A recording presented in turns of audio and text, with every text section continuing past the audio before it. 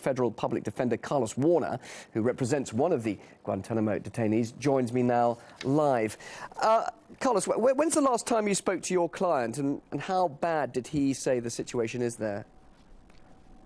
Actually, I have late-breaking news from the island. It came in just a few moments ago from Colonel Wingard. If you'd be interested, I have a statement from Fayiz AlKandari. What did he say? Are you interested? Very much so. He said, quote, "I scare myself when I look in the mirror. Let them kill us as we have nothing to lose. We died when Obama indefinitely detained us. Respect us or kill us. It's your choice. The U.S. must take off its mask and kill us." That was his statement as of today. I saw him last week. I represent I have many clients there, but I did see him last week. And it was a shock to see what I saw. He was a man who was down over 30 pounds from less than a month ago.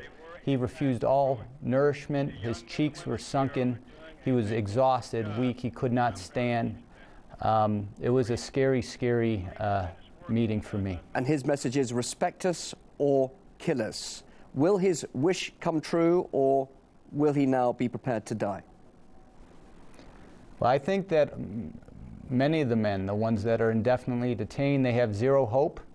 They have no hope because of the administration. I think many of them are ready to die. The question is how and when will they die? They have no hope of being released from that place.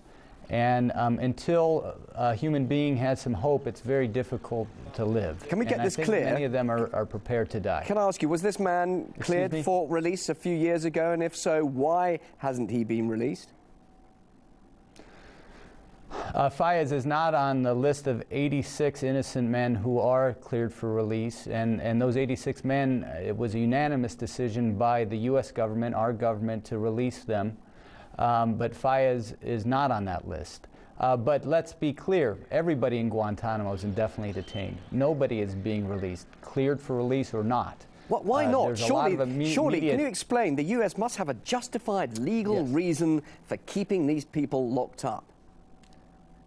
Yes, the reason's very simple, and it's at the foot of President Obama. Now, you're talking to a federal defender. What that means is that I come from the far left. I am a liberal. I believe in President Obama, and I voted for him twice. But this is a broken promise, one that he has chosen to not abide by, excuse me. He looks at the Republicans in Congress, he says it's their fault. Well, as of today, there's not one person in the administration I can contact to address these problems. There's nobody in the entire Obama administration I could call and say, let's stop the hunger strike. I'm forced to do that at the base with young officers at the base. If people do start to die, do you think there will be any more attention now from the mainstream media, not just in the US, but throughout the world, and indeed the authorities, in some respects, will have a huge liability on their hands? They've got to respond in some way. Let me slow you down. These are men. They're not animals. They're people that we have grown to know and respect. And I don't want to see any of them die. I don't want to see them die over this or any other protest. They should get processed. They're at the end of their rope.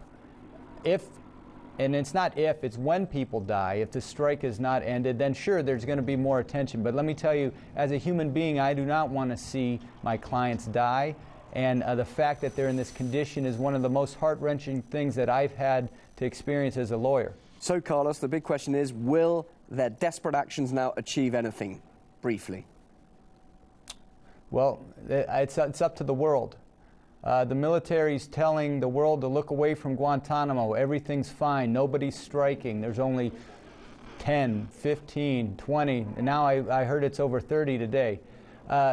The only way this changes is if the world pressures the United States internally as well. We need the citizens of the United States to stand up and demand that President Obama follow through with his promise, and his promise is to close Guantanamo.